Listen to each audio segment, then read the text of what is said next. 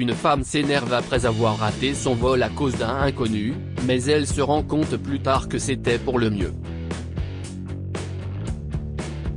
Elle veut le remercier, mais ne sait pas comment le joindre, jusqu'à ce que le destin les réunisse 23 ans plus tard. Deborah était impatiente de retrouver son mari après des vacances chez ses beaux-parents en Virginie, mais son vol a été retardé d'1 heure en raison du mauvais temps. Vraiment ? 1 heure. Elle s'est enfoncée dans un siège du salon de l'aéroport, fronçant les sourcils à l'annonce du retard.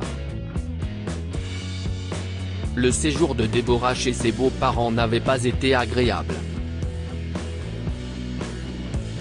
Sa belle-mère se moquait continuellement d'elle parce qu'elle ne pouvait pas avoir d'enfant, et Deborah voulait rentrer au bout d'1 semaine seulement.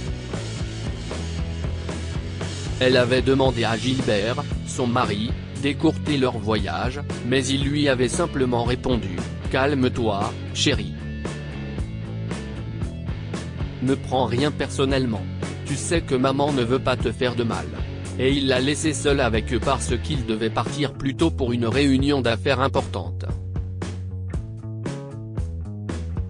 Maintenant que Deborah était seule à l'aéroport, chaque minute lui semblait une éternité. Elle feuilletait les pages de son roman préféré lorsqu'une voix masculine l'a interrompue. « Ça vous dérange si je m'assois ici, mademoiselle ? » « Oui, allez-y », a-t-elle répondu, le regard fixé sur son livre. Malheureusement, en se glissant dans son siège, l'homme a accidentellement renversé du café sur la jupe de Deborah, ce qui a déclenché sa colère en un instant. « Qu'est-ce ce qui vous prend ? Vous avez perdu la tête ?» a-t-elle hurlé, faisant tourner toutes les têtes. « Oh. Je suis vraiment désolé », s'est-il rapidement excusé, lui offrant un mouchoir en papier.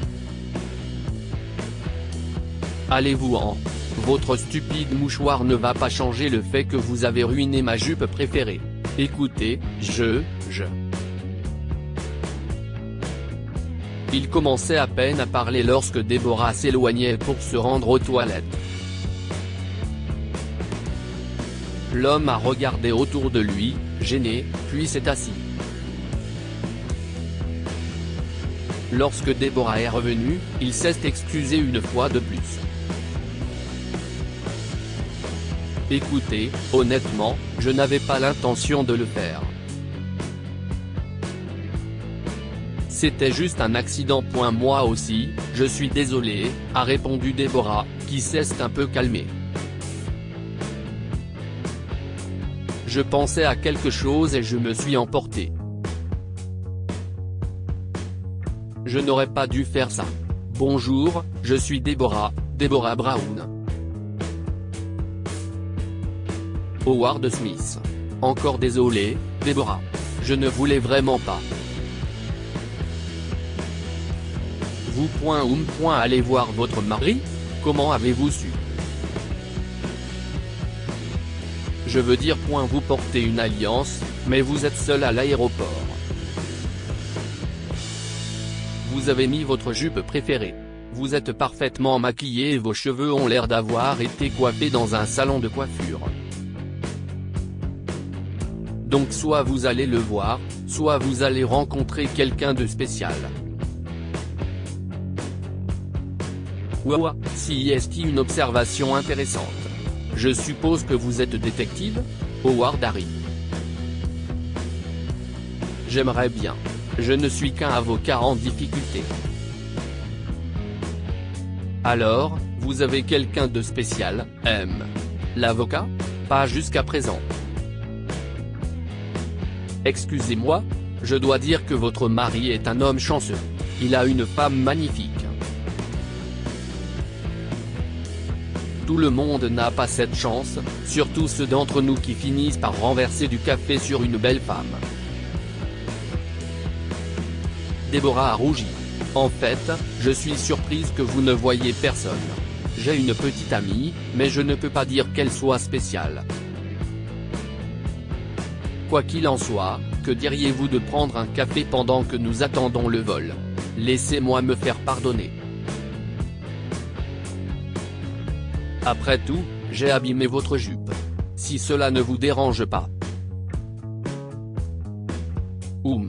Bien sûr, a-t-elle dit en ricanant. Deborah et Howard se sont rendus dans un café de l'aéroport, et pendant qu'ils sirotaient un cappuccino bien chaud, Deborah était tellement préoccupée par sa conversation avec lui qu'elle n'a pas remarqué l'annonce de l'embarquement de son vol.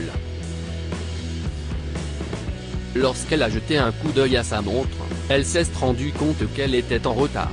Elle s'est précipitée vers la porte d'embarquement, mais c'était peine perdue. L'avion a déjà décollé, et elle devra attendre encore 3 heures pour rentrer chez elle. Bon sang, comment ai-je pu? Si est-il le pire jour de ma vie, a grommelé Deborah en se renseignant sur le prochain vol. Calmez-vous, Deborah. Tout va bien. Vous pouvez facilement obtenir un autre vol. Howard tentait de la rassurer, mais ses paroles l'exaspéraient encore plus. Vous pouvez vous détendre parce que vous n'avez pas eu à vivre l'enfer le mois dernier. Vous ne comprenez pas. Mon mari m'attend. Si est-il à cause de vous que j'ai raté mon vol? Je ne suis pas triste, a dit Howard en riant naïvement. Je veux dire que je peux passer du temps avec une femme magnifique. Écoutez, finissons d'abord le café, et ensuite. Vous êtes fou, Howard? J'ai raté mon vol et vous ne pensez qu'à ce stupide café? Ouah, calmez-vous. Je plaisantais. Vous croyez vraiment que si est-il drôle? Laissez tomber, Howard. Je vous jure que vous êtes vraiment un CN, a marmonné Deborah en s'éloignant. Mais Howard ne l'a pas quitté. D'accord. Je m'excuse. Écoutez, j'ai aussi raté mon vol et je dois maintenant attendre 6 heures pour le prochain. Il lui a parlé patiemment jusqu'à ce qu'elle se calme. Et il l'a accompagnée pendant les 3 heures qui ont suivi avant qu'elle ne prenne son vol. En s'éloignant, elle a ressenti une étrange affection pour lui, peut-être un engouement, mais elle savait qu'il y avait quelque chose dans son cœur pour le dragueur stupide que était Howard. Lorsqu'elle est finalement rentrée chez elle ce soir-là, elle s'est effondrée sur le canapé du salon, épuisée. Gilbert l'avait prévenu qu'il serait en retard et lui avait demandé de ne pas l'attendre. Au bout d'un moment, elle a déballé ses bagages et a allumé la télévision en se préparant à manger. Soudain, les titres d'une chaîne d'information ont attiré son attention. Oh, mon Dieu! Howard, a-t-elle murmuré en lisant les nouvelles selon lesquelles le vol qu'elle avait manqué s'était écrasé. Elle voulait remercier Howard de lui avoir sauvé la vie, mais elle ne savait pas comment le faire. Elle n'a même pas échangé de numéro avec lui. J'aurais aimé le faire, a-t-elle pensé en jetant un coup d'œil au journaliste qui a répété la nouvelle à la télévision. 23 ans plus tard. Deborah était à l'aéroport, attendant de prendre un vol pour rentrer chez elle après avoir rendu visite à ses beaux-parents. Elle les voyait tous les ans depuis 10 ans, depuis que Gilbert est décédé d'une crise cardiaque. Sa belle-mère n'était pas devenue plus gentille avec elle au fil des ans, mais elle n'était plus aussi rigide qu'avant. Fatiguée d'attendre son vol, elle a décidé de prendre une tasse de café et de se rendre dans son café préféré. Un americano, s'il vous plaît, a-t-elle dit à la vendeuse en souriant, tout en fouillant dans son sac à main pour trouver sa carte de crédit. Soudain, son sac à main est tombé, mais un homme aimable est venu l'aider. Oh, merci beaucoup. Avait-elle à peine commencé à dire que l'homme l'a interrompu. Deborah? Oh mon Dieu, a-t-il dit, le regard fixé sur elle. Si est-il vraiment vous? Deborah ne l'a pas reconnu tout de suite. Je suis désolé, on s'est déjà rencontrés? Vous vous souvenez du type qui vous a renversé du café dessus? Howard? Howard Smith? Oh mon Dieu! Deborah a rougi. Je suis désolé, je ne vous ai pas reconnu du tout. Vous avez l'air si différent. Désolé de vous interrompre, madame, votre café, a dit l'employé du magasin. Oh, si esti pour moi, a déclaré Howard en tendant sa carte de crédit. Vous n'aviez pas à le faire, Howard. Merci beaucoup. Ce n'est pas grave. Je ne m'attendais pas à vous revoir ici. En fait, a dit Deborah après une brève pause. Je voulais vous remercier pour la dernière fois, Howard. Le jour où j'ai raté mon vol et où j'étais en colère, vous m'avez sauvé la vie. Oh, le crash.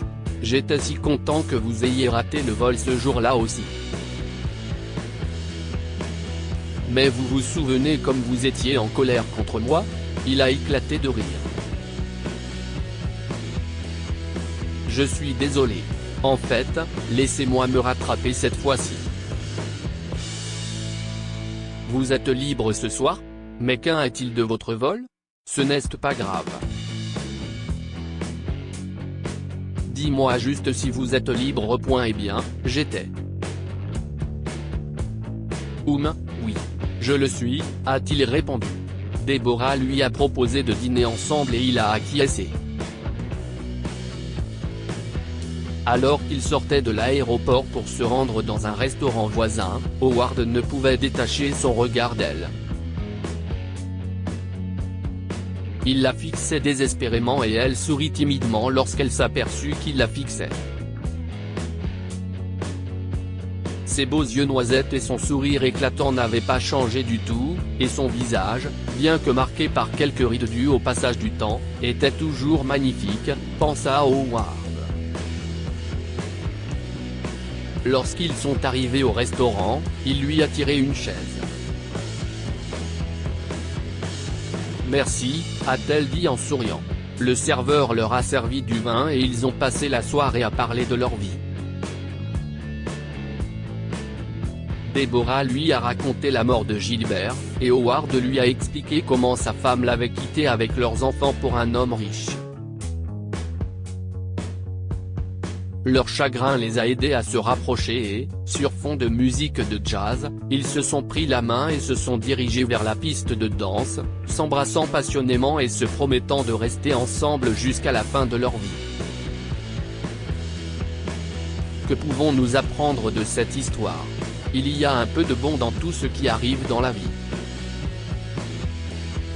Deborah a été bouleversée par l'annulation de son vol, mais cela lui a sauvé la vie. Certains accidents sont vraiment magnifiques. Deborah a rencontré Howard par hasard à l'aéroport, mais ils ont fini par former un couple.